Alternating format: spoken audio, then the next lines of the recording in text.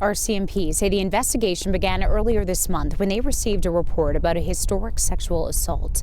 That led officers to execute a search warrant at Richard Dyke's home here in Assiniboia. Investigators say a daycare was also run out of the house, and RCMP say the victims are 3 boys and they were all under the age of 12 at the time of the alleged assaults.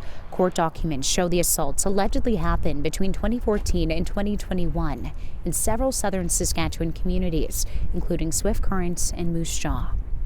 Dyke's 13 charges include 3 counts each of sexual assault, sexual interference, and making sexually explicit material available to someone under 16, plus 2 counts of invitation to sexual touching.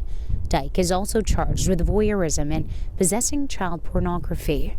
Information contained in the court document suggests he videotaped children in the bathroom of his wife's daycare in Assiniboia for the past year and a half. And before that, he allegedly recorded children in the bathroom who were under his wife's care in their home in Cornack and Swift Current for up to 7 years.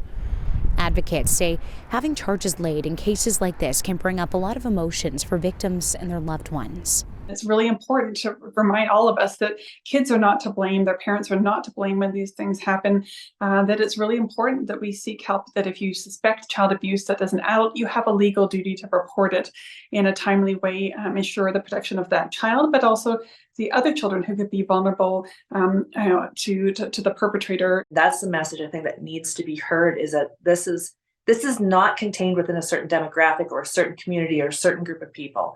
It is experienced by many people across the spectrum in our communities, and it has got such profound impacts on our community's well-being. Education Minister Jeremy Cockrell says he's deeply concerned about these allegations. In a statement, Cockrell said after hearing about the charges, the province took immediate action by putting a hold on the license of that home daycare in Assiniboia.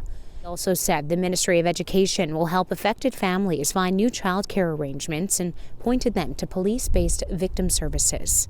Dyke made his first appearance in Moose Jaw Provincial Court on Wednesday, and he's set to remain in custody until he appears again for his bail hearing next month. Jesse Anton, CBC News, Assiniboia.